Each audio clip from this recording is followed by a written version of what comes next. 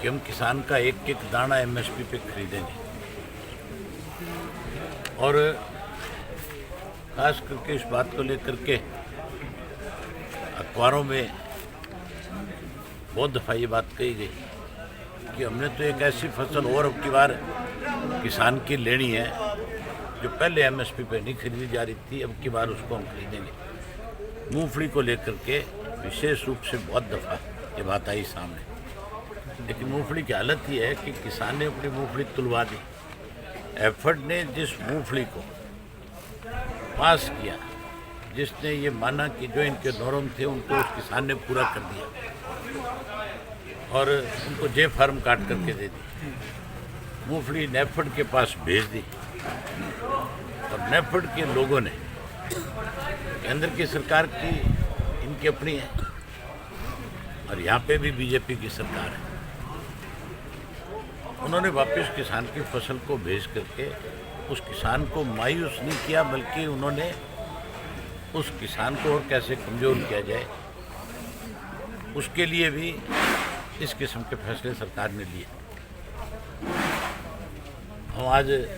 इस बात की चेतावनी देते हैं सरकार को कि या तो इस किसान की मूंगफली को तुरंत खरीदे,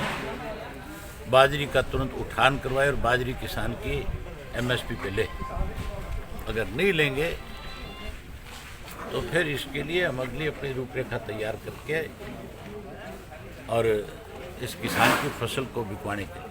इंडियन नेशनल लोकल पार्टी जो है, चाहे उसके लिए डिप्टी कमिश्नर का घेराव करना पड़े, चाहे उसके लिए कोई और लड़ाई लड़नी पड़े, मैं लोगों के बीच में गांव में जाऊंगा, सबको साथ लेकर सरकार को इस बात के लिए मजबूर करूंगा और साथ में सरकार की पोल खोलने का काम। यहाँ पहुँचे हैं, क्या क्या दिक्कतें किसानों ने आपसे साझा की है? मेरे से पहले आप किसानों से मिले हो, आपके सामने किसानों ने खुल करके बात कही है कि हम अपनी फसल लेकर के मंडी में आते हैं और जो परचेज करने वाला अधिकारी है, जिसको एक को यहाँ पे भेज रखा है, वो अपनी मर्जी से कौन सी फसल किसकी लेनी है और किसकी छोड़नी है अपनी मनमर्जी करते हैं और उस मनमर्जी से पहले जिस किसान को वो भेजा जाता है टोकन,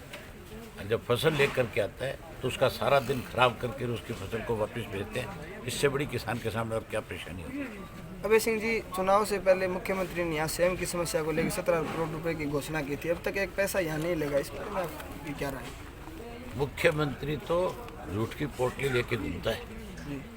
जिस इलाके में जाता है जहाँ जितनी ज़रूरत होती है पोटली में से निकाल के छोड़ देता है। केवल मुख्यमंत्री नहीं, ये सरकार नहीं है, ये तो एक लुटेरों का गिरोह है जो हर वर्ग के लोगों को लूटने में लगे और परेशान करने में लगे। इसका खामियाजा